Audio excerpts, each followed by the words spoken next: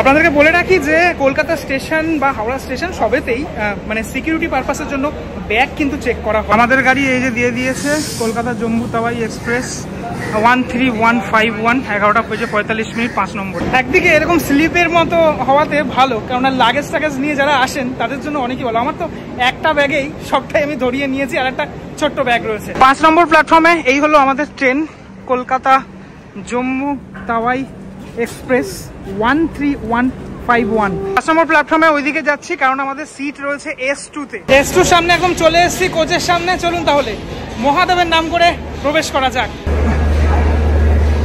আমাদের সিট রয়েছে 10 আর 11তে, 10 11 এদিকে 12, এই যে 10 11, একটা আপার আর একটা মিডিল। স্লিপারের যে সিটিং অ্যারেঞ্জমেন্ট থাকে সেটা মোটামুটি ওই একই রকমের, মানে আপার মিডিল লোয়ার যেরকমটা থাকে আপনারা জানেন। এইগুলো এই ব্যাপারগুলো একদম বেসিক।